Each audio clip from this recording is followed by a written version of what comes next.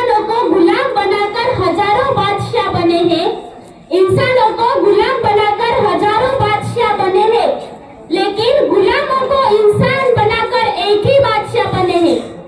लेकिन गुलामों को इंसान बनाकर एक ही बादशाह बने हैं, और वो है डॉक्टर भीमराव रामजी आंबेडकर। और वो है डॉक्टर भीमराव रामजी आंबेडकर। प्रतिमेच्या स्वरूपात असलेले आम्हा सर्वांचे बाबा म्हणजे भारतरत्न, विश्वरत्न, स्वतंत्र भारताचे पहिले कायदा मंत्री भारतरत्न डॉक्टर बाबासाहेब आंबेडकर यांना माझा त्रिवार अभिवादन।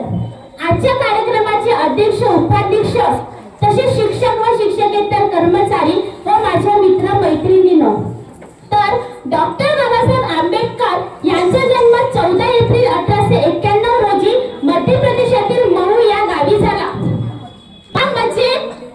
बा म्हणजे काहीने अभ्यास करणारे, बा म्हणजे बाणीदार ते स्वाभिमानाने, सा म्हणजे सार्थक ते बौद्ध धर्माचे, हे म्हणजे हेतू ज्यांचा सर्वसामान्यांचा विकासाचा, बेधडक सत्याग्रह केला 14 तळ्याचा, म्हणजे आनंद ज्यांनी सर्वसामान्यांच्या जीवनी आणला, म्हणजे बेधडक केला 14 तळ्याचा सत्याग्रह, ड म्हणजे डगमगले नाही संकटांवर, क म्हणजे करते समाज उन्नतीचे, आणि र म्हणजे रचयिते संविधान भारताचे, र म्हणजे रचयिते संविधान भारताचे। ज्यांना खायला भाकरी, प्यायला पाणी, चालायला रस्ते मिळणे कठीण होते, अशा दीनदलितांच्या व्यथा जाणून त्यांचे अश्रू पुसण्याचे व त्यांना जीवन जगण्याचा अधिकार मिळवून देणारे ते म्हणजे आपले डॉक्टर बाबासाहेब आंबेडकर। डॉक्टर बाबासाहेब आंबेडकर जेव्हा लहान होते त्यांना शाळेत येऊ देत नव्हते।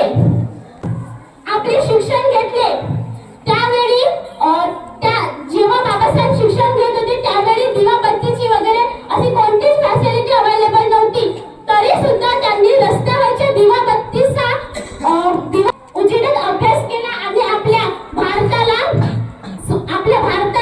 राज्यघटना लिहून दिली। तर आम्ही इथे राहिलो नसतो। डॉक्टर बाबासाहेब आंबेडकर ज्यांनी खिडकीच्या बाहेर राहून अभ्यास केला